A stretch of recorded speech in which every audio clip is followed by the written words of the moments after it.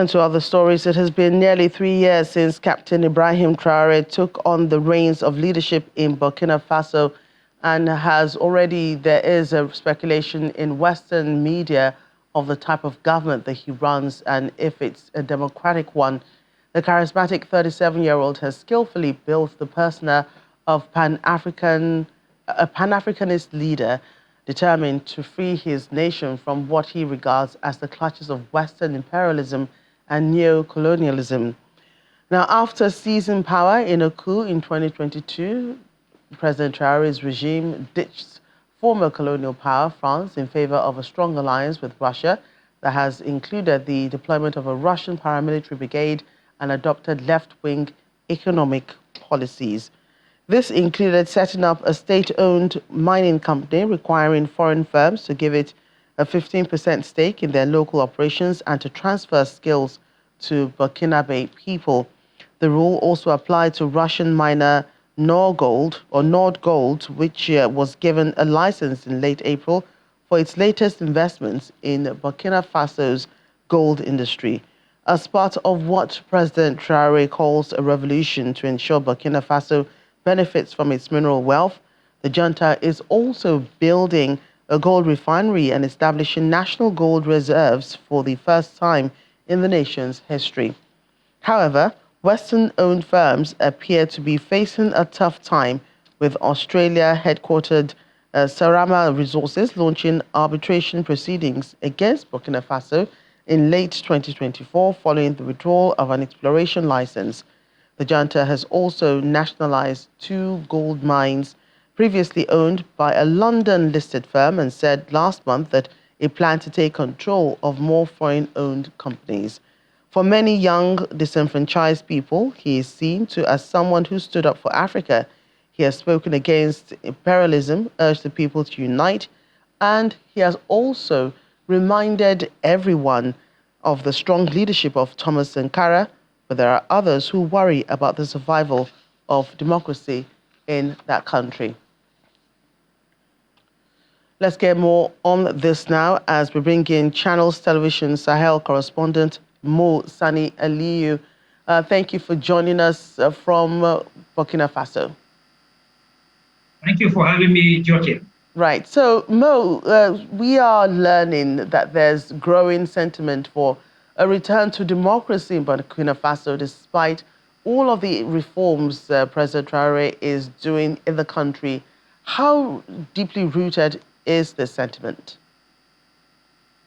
Well, I just arrived in Burkina Faso about a week ago, and right off the bat, I noticed that there is a lot of restlessness amongst mostly the young people here.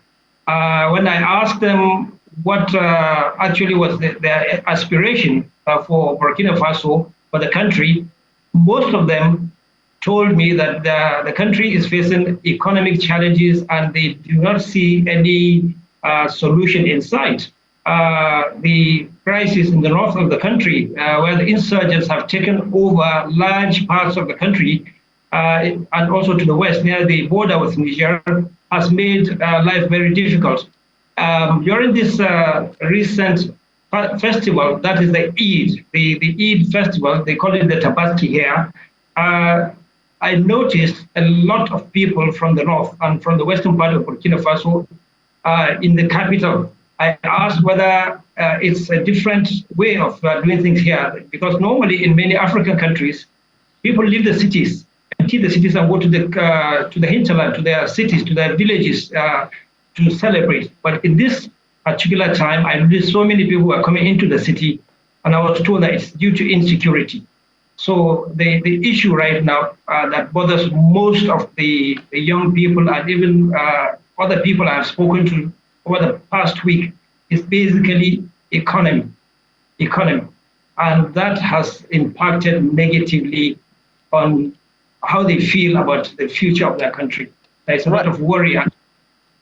And this future also, does it include any indication that the country could return to democracy from what you've seen so far in the past week that you've been there?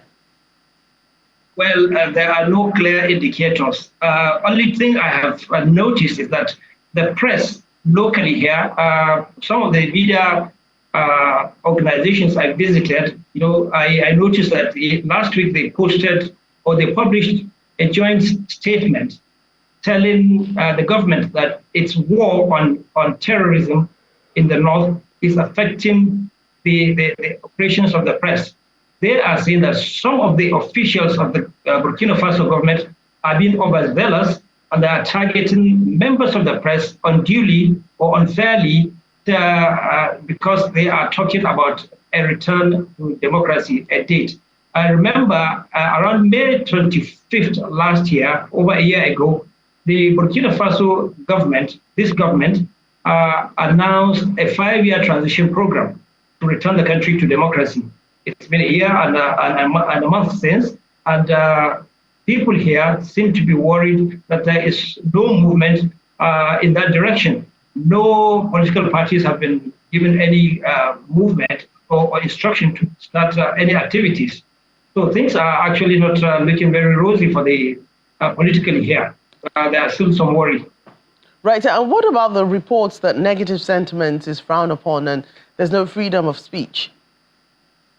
Yes, that is another thing. Specifically, when I arrived here, I was told I had to go and register with what they call the Superior Council for Communication. I went there and they took quite some time, 3 or 4 days before they could even acknowledge receive the letter I brought, which one of the minders, because it looks like because of the situation here, the unique situation here, even the journalists have minders who are tracking their movements. So I was followed all the way to my hotel, and one of them told me that they are afraid that I may start giving out negative reports. I assured them that I am actually going to be very fair. I will only say what I see if they give me a chance to operate in the country. So many members of the press who came and spoke to me, and those that I visited, they told me that there is a lot of fear, that they are not getting any signs that things will get better soon. Things will get bad before they get better. That is the sentiment I'm getting. What about other issues that we've been looking at? Some of the reforms that we spoke of earlier, the reforms in the country. What have you seen so far? What can you tell us about them? Well, politically, I can't say I've seen much, being that I've been here only a week, but I've seen a lot of economic movement. The government has opened, an example, beverage and food processing factories that have been opened across the country.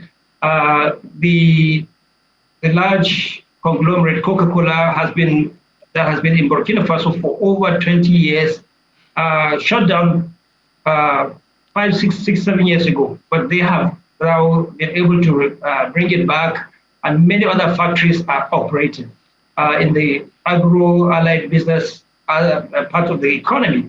But apart from that, things are really not looking very rosy. Economically, there are a lot of challenges. Young people are still battling the same issues they have been battling, as far as I can see, for forever. The issue now is the government is facing an insurgency in the north. Most of the money has been diverted to security operations. They're spending over half of the country's budget on security alone. And that has impacted on the country's ability. One other thing is that its grouse or the problems it's having with the Western countries has also impacted on the incoming or the money that is coming into the country, foreign direct investment. All the other countries like the mining companies, they are not spending any more money in this country because they know that in the near future there will be the economy here will not be favorable to them investing in it. So money is not coming in. People are feeling the economic pinch, so to speak, and the government has very little option. Russia, China, and Japan are the only countries seem to be having any presence here. Right. Mo, thanks again. Thank you for having me.